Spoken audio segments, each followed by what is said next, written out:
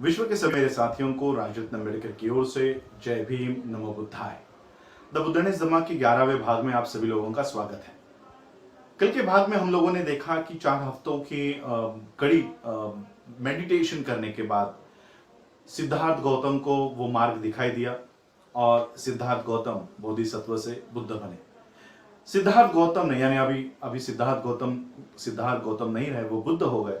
बुद्ध ने वो कौन सा नया धम्म है जिसका आविष्कार बुद्ध ने किया, इसको जानने से पहले बुद्ध के पहले से ही किस तरह की फिलॉसफीज और तत्व ज्ञान इस भारत में रहा करता था, उसके ऊपर थोड़ी सी चर्चा करते हैं। बुद्ध से पहले भारत में हम क्रम से जाएंगे कि किस तरह से अलग अलग व्यवस्था आई थी। पहली व्यवस्था थी वैदिक ऋषियों की। वैदिक ऋषियों की व्यवस्था भारत में हुआ करती थी। वेद का दूसरा नाम या मतलब है मंत्र, स्तोत्र और ऋचा। इन सभी लोगों को इकट्ठा करके ये वेद इनका नाम दिया गया है। जो भी व्यक्ति लोग इन वेदों का उच्चार किया करते थे, जो इन मंत्रों का उच्चार किया करते थे, उनको ऋषि कहा जाता था। और ये ऋषि वेदों का मंत्रों का उच्चार इंद्र, वरुण, ब्रह्मा, अलग अलग देवी देवताओं को ये खुश करने के लिए ये मंत्रों का उच्चार किया करते थे। ये सारे मंत्रों का उच्चार इसलिए किया करते थे ताकि शत्रु से सहायता प्राप्त कर सके, भक्तों से शराब पा सके, मांस, मच्छी, मटन पा सके, दौलत पा सके, पैसे पा सके। इसलिए ये ऋषि इन वेदों का उच्चार किया करते थे। कुछ वैदिक ऋषियों का मानना था कि वो अपने आप में तत्वज्ञानी है, वो उनके पास कोई फिलॉसफी है और वो बहुत बड़े तत्वज्ञानी है। ऐसे कुछ नाम मैं पढ़कर सुनाना चाहूंगा कि ऐसे कुछ ऋषि थे जो अपने आप को तत्वज्ञानी मानते थे, फिलोसोफर्स मानते थे। उनके नाम थे अघमर्षण, प्रजापति, परमेष्टि, ब्रह्मस्पति, बृहस्पति, अनिल, दीर्घात्मा, नारायण, हिरण्यगर्भ और विश्वकर्मा। ये कुछ ऋषि हैं जो अपने आप को ऐसा माना करते थे कि उनकी कोई फिलॉसफी है। इनकी क्या फिलॉसफी है ये भी मैं आपको बताना चाहता हूं। इनकी ये फिलॉसफी थी कि, और इनकी मुख्य समस्या ये थी कि संसार की उत्पत्ति कैसे हुई है। यही इनकी मुख्य समस्या थी कि संसार की उत्पत्ति किसने की है, ये कैसी हुई है, इसकी व्यवस्था कौन करता है, ये कैसे चलती है। यही इनकी फिलॉसफी थी। इसमें से जो पहला अघमर्षण है, इसका कहना था कि संसार की उत्पत्ति और ये सारा जो विश्व है, ये तपस, ताप, हीट से निर्माण हुई है। दूसरा जो ब्रह्मस्पति है, इसका मानना था कि ये असत से तैयार हुई है। असत का मतलब जिसका कोई अस्तित्व नहीं है, ऐसे नॉन एग्जिस्टेंस थिंग्स है इस वर्ल्ड की, इस पृथ्वी की, इस विश्व की और संसार की उत्पत्ति हुई है। प्रजापति परमेष्टि का मानना था कि ये पूरा विश्व, ये अर्थ, ये पूरी दुनिया पानी से निर्माण हुई है। परमेष्टि का मानना था कि ये वायु से निर्माण हुई है। अलग अलग लोगों का इस तरह से मत था। विश्वकर्मा का मत था कि ये विश्व, ये पूरा विश्व ईश्वर ने बनाया है। तो इस तरह के ये दार्शनिक थे, फिलोसोफर्स थे, जो अपने आप को फिलोसोफर्स कहते थे। तो ये इनके मत थे। लेकिन बुद्ध ने किसी भी ऋषि को आदरणीय नहीं माना और बुद्ध ने किसी भी वेदों को प्रमाण नहीं माना। और बुद्ध ने देखा कि किसी भी वेद से, किसी भी मंत्र से कोई किसी भी तरह का नैतिक उत्थान में, नैतिक प्रगति के लिए, किसी भी इसकी कैरेक्टर के प्रगति के लिए कोई भी वेद, कोई भी मंत्र ये लायक नहीं है। बुद्ध ने सीधी तौर पे कह दिया, ये मंत्र ये रेगिस्तान जैसा है, इसमें कुछ भी अपनाने जैसा नहीं है। और बुद्ध ने सभी ऋषियों को और उनके मंत्रों को इनकार कर दिया, नकार दे दिया। इस तरह से बुद्ध के समय में ये ऋषि हुआ करते थे और ऋषियों की इस मंत्रों को बुद्ध ने इनकार कर दिया, इसको डिस्कार्ड। बुद्ध से पहले प्राचीन भारत में और एक दार्शनिक थे जिनका नाम था कपिल। कपिल अपने ही एक नए सिद्धांत के लिए वो प्रसिद्ध थे। उनका सिद्धांत था, उनकी फिलॉसफी थी, जिस फिलॉसफी को सांख्य फिलॉसफी कहा जाता था। कपिल का सिद्धांत था कि सत्य को प्रमाणित करते हुए आना चाहिए। और प्रमाणित करने के लिए प्रमाण के भी उन्होंने 2 तरीके बताए थे, एक प्रत्यक्ष ज्ञान और दूसरा अनुमान। प्रत्यक्ष ज्ञान और अनुमान के भी 3 भाग उन्होंने बताए थे। जैसे कारण से कार्य का अनुमान लगाना, जैसे बादल आ रहे हैं तो बादलों से बारिश का अनुमान लगाया जा सकता है, तो उसी तरह से ये एग्जाम्पल उन्होंने दिया कि कारण से कार्य का अनुमान, उसी तरह से कार्य से कारण का अनुमान। अगर नीचे घाटी में पानी बह रहा है, नदी में बाढ़ आई है, तो उसका मतलब ऊपर पहाड़ों के ऊपर बारिश हो रही है। इस तरह से कार्य से कारण का अनुमान, कारण से कार्य का अनुमान। और साम्य, जैसे एक मनुष्य दूसरी जगह पर जाता है तो वो अपनी वास्तु परिस्थिति को बदल रहा है, वो अपनी जगह चेंज करता है। तो उसी तरह से अगर एक तारा दूसरी जगह दिखाई देता है तो इसका मतलब है तारे भी अपनी जो प्लेस है, जो जगह है, वो परिवर्तित करते रहते हैं, चेंज करते रहते हैं। तो ये साम्य उन्होंने ये 3 तरह के निकष इसके लिए बनाए। कपिल ने पूरी तरह से, जो ऋषियों का मत था कि ये जो पृथ्वी है, ये जो सृष्टि है, ये किसी ईश्वर ने बनाई है, कपिल ने इस मत का पूरी तरह से खंडन किया। उन्होंने कहा कि कोई भी चीज बिना कारण के नहीं बन सकती। अगर कोई घड़ा मिट्टी का है तो मिट्टी का अस्तित्व था, इसलिए वो घड़ा आकार ले सका। तो उसी तरह से कपड़ा अगर है तो धागा भी होता है। तो इसी तरह से जो चीजें है ही नहीं, उससे अस्तित्व में आने वाली चीजें प्रकट नहीं हो सकती, निर्माण नहीं हो सकती। ये कपिल ने अपने सिद्धांत में कहा। बुद्ध कपिल के इन सारी बातों से काफी प्रभावित थे। बुद्ध ने कपिल के इन बातों को एक्सेप्ट किया, लेकिन सभी बातों को एक्सेप्ट नहीं किया। जहां तक कपिल बुद्ध को जब तक लगा कि कपिल तर्क और लॉजिक की जब तक बात कर रहे हैं, तब तक उन्होंने कपिल के सिद्धांतों को एक्सेप्ट किया। तो इस तरह से वैदिक ऋषि और फिर कपिल, ये 2 फिलोसोफर्स हुए। अब हम तीसरे फिलोसोफर या तीसरी जो व्यवस्था बुद्ध के पहले भारत में हुआ करती थी, उसको जानते कि वो व्यवस्था क्या थी।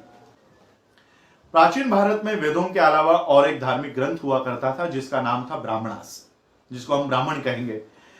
ये ब्राह्मण ग्रंथ और वेद, इन दोनों को मिलाकर श्रुति ये कहा जाता था। और इस श्रुति का अपना एक सिद्धांत था, अपनी एक फिलॉसफी थी। उनका ये मानना था, ये 4 सिद्धांतों के ऊपर ये श्रुति आधारित थी। इनका पहला सिद्धांत ये था कि वेद ये केवल पवित्र ही नहीं है, ये सभी तरह के प्रश्नों से मुक्त है, अचूक है। किसी भी तरह का सवाल वेदों के ऊपर कोई भी नहीं उठा सकता। इस तरह से ये वेद पवित्र थे। इनका दूसरा सिद्धांत था कि आत्मा की मुक्ति हो ही नहीं सकती जब तक होम हवन नहीं किया जाए, बलि नहीं चढ़ाई जाए, धार्मिक विधियां नहीं की जाए, और ब्राह्मणों को जब तक दक्षिणा नहीं दी जाए, सुरा, फ्लेश, मटन, मांस जब तक इनको नहीं दी जाए, शराब नहीं दी जाए, तब तक किसी भी तरह की आत्मा की मुक्ति संभव नहीं थी। इनका तीसरा सिद्धांत यह था कि इनका एक आदर्श धर्म ही नहीं था, बल्कि एक आदर्श समाज की रचना भी, एक आदर्श समाज की भी रचना थी, और वो वेदों में लिखी गई है। इसका मतलब है, जो पहला सिद्धांत है कि वेद ये पवित्र है और उसके ऊपर कोई सवाल नहीं उठा सकता, वो अचूक है, इसलिए ये समाज रचना भी अचूक थी, इसके ऊपर कोई सवाल नहीं उठा सकता था। और इस समाज रचना का नाम था चातुर्वर्ण्य। चातुर्वर्ण कुछ सिद्धांतों के ऊपर बेस था, इसके कुछ अपने ही नियम थे। इसका पहला नियम है कि चारों वर्णों में ये पूरा समाज चारों वर्णों में विभाजित किया जाएगा, और उन चारों वर्णों का नाम था ब्राह्मण, क्षत्रिय, वैश्य और शूद्र। इस तरह से मानव जाति को 4 वर्णों में बांटा जाएगा। और इन चारों वर्णों में, इसका दूसरा सिद्धांत है कि इन चारों वर्णों में कोई भी सामाजिक समता नहीं होगी, और वर्गवाद, विषमता इन लोगों में होगी, ग्रेडेड इनइक्वलिटी। इन लोगों में कोई भी सोशल इक्वलिटी नहीं होगी, सामाजिक समता नहीं होगी, और इन लोगों में वर्गवार इनइक्वलिटी होगी, वर्गवार असमता, विषमता होगी। यानी ब्राह्मण ऊपर होगा, क्षत्रिय ये वैश्यों के ऊपर होगा, उनके नीचे वैश्य होंगे जो क्षत्रिय के नीचे होगा, लेकिन वो शूद्रों के ऊपर होगा, शूद्र इन तीनों के नीचे होगा। इस तरह से एक के ऊपर एक के ऊपर एक इस तरह से वर्गवार असमानता का इनका एक अपना ही समाज रचना इनकी थी। इस समाज रचना का इन चारों वर्गों के इसमें जो बांटा गया था, इन चारों वर्गों के अपने खुद के विशेष अधिकार थे और उनके विशेष हक हुआ करते थे।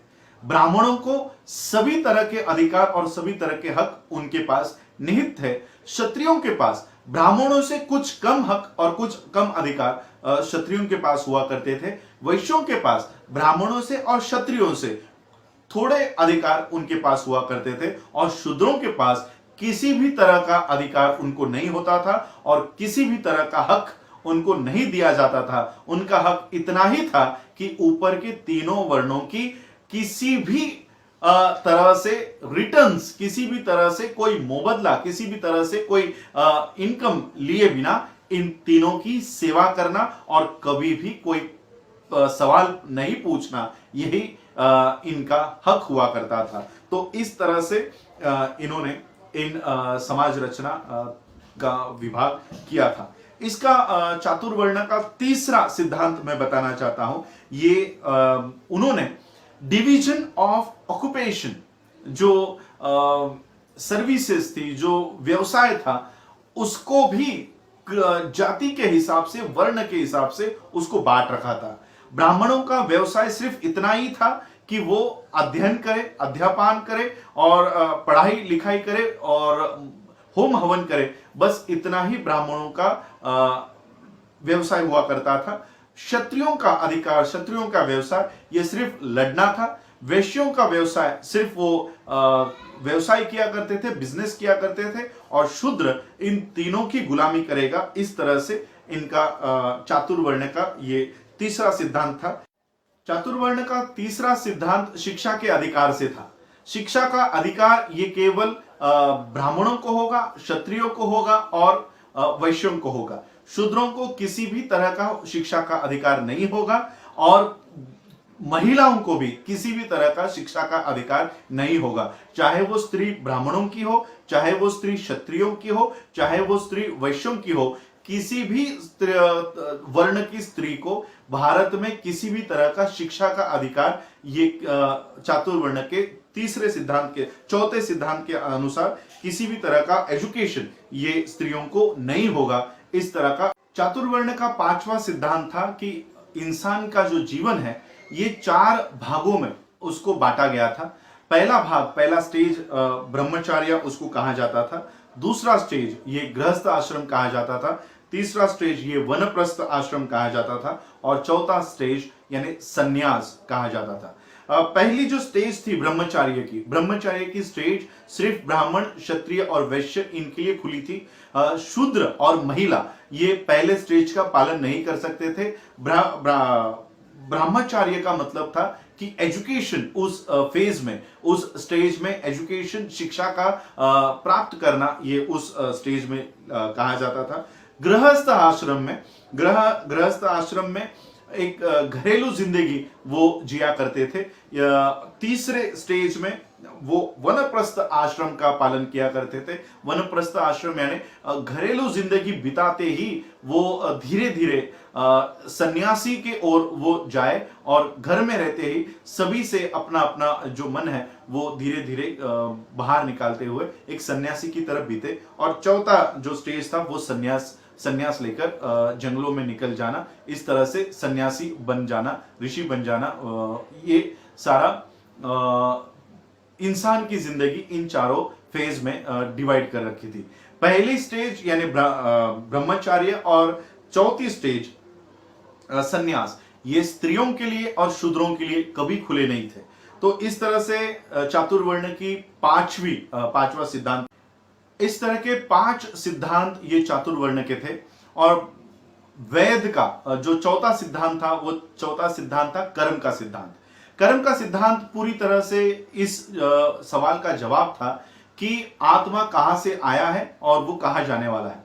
तो ब्राह्मण इस तरह से कहा जाते थे कि पूर्व जन्म में आप लोगों ने कुछ पाप किया है और इसलिए आप आज इस जीवन में आप लोगों को दुख भोगना पड़ रहा है। तो इस तरह का कर्म का सिद्धांत ब्राह्मणों का था। कर्म का सिद्धांत यही कहता था कि पिछले जन्म में कुछ कर्म आप लोगों ने गलत किया है, इसलिए इस कर्म में इस जीवन में आपको दुख है। ब्राह्मणों ने यह कर्म का सिद्धांत इसलिए तैयार किया ताकि इस जन्म में इंसान सवाल ना पूछे और अपने आप को ही वो दोषी ठहराए कि अगर कुछ गलत मेरे जीवन में हो रहा है तो ये केवल मेरे पूर्वी जन्म का पाप था, इसलिए इस जन्म में मुझे वो भुगतना पड़ रहा है। इंसान अपनी बुद्धि को हमेशा हमेशा के लिए ये नष्ट करे, प्रज्ञा को नष्ट करे, इंटेलिजेंस को नष्ट करे, इसलिए इस तरह का कर्म का सिद्धांत ब्राह्मणों ने इस चातुर्वर्ण के और वैदिक धर्म के सिद्धांत में समाविष्ट किया था। बुद्ध ने पूरी तरह से इस ब्राह्मणी व्यवस्था का पूरी तरह से खंडन किया, बहिष्कार किया। बुद्ध ये मानने के लिए तैयार नहीं थे कि कोई भी चीज ये अचूक होती है, सवाल करने से उसके लिए रोका जा सकता है और कोई भी चीज पवित्र हो सकती है। और इसलिए बुद्ध ने सबसे पहले जो सिद्धांत ब्राह्मण धर्म ग्रंथ का था कि वेद पवित्र है और उसके ऊपर कोई सवाल नहीं उठा सकता, बुद्ध ने इस बात का खंडन किया। बुद्ध ने यह बताया कि इंसान को हमेशा सच्चाई जानने का अधिकार होना चाहिए और सच को जानने का हर एक इंसान का एक अधिकार होता है, वो उनसे नहीं छीन लेना चाहिए। और ये बुद्ध ने पहली बात वहां पर कही। बुद्ध का दूसरा ऑब्जेक्शन इसके ऊपर था कि यज्ञ को लेकर ब्राह्मणों का कहना था कि अगर आत्मा की मुक्ति चाहते हो तो यज्ञ करवाना होगा। बुद्ध का पूरी तरह से ब्राह्मणों के इस यज्ञ को विरोध था। बुद्ध कहते थे कि अगर पशुओं की जानवरों की बलि देनी है और बलि देने से ही अगर स्वर्ग मिलता है तो ब्राह्मण अपने पिता की बलि चढ़ाए ताकि जल्दी स्वर्ग मिले। और सभी लोग बुद्ध की इस बातों को माना करते थे। तो बुद्ध ने दूसरा ये खंडन इनका किया।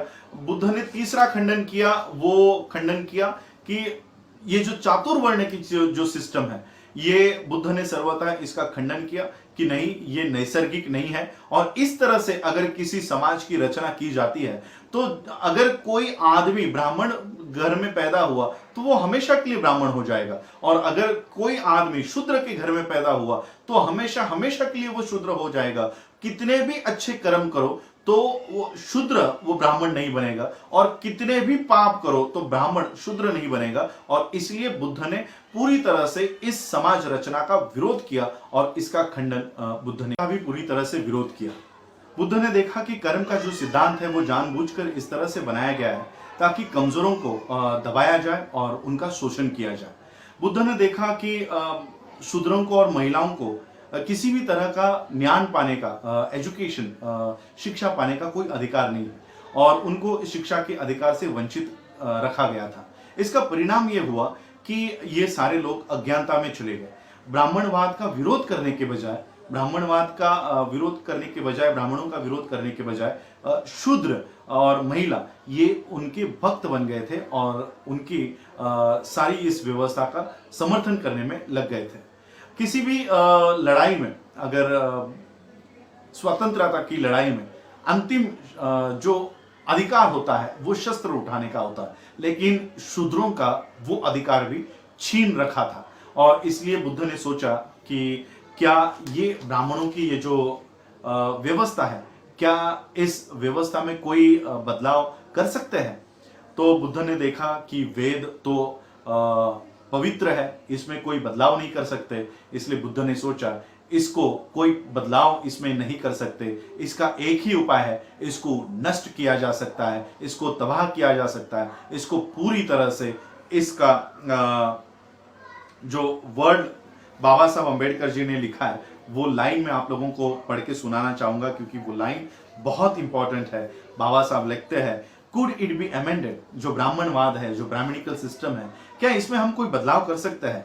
knowing that it was divinely ordained social order, ये पता था कि ये सामाजिक रचना, ये पवित्र रचना है और इसके ऊपर कोई सवाल नहीं उठाया जा सकता है। इसलिए बुद्ध कहते हैं कि नहीं, इसमें कोई बदलाव नहीं होगा, इसमें एक ही चीज हो सकती है, it could be only B ended, इसको समाप्त करने की जरूरत है, इसको खत्म करने की जरूरत है। ये बुद्ध ने ये स्टैंड वहां लिया और बुद्ध ने देखा कि ब्राह्मणवाद को केवल और केवल इसको इनकार किया जा सकता है, इसको समाप्त किया जा सकता है, इसमें कोई परिवर्तन हम नहीं कर।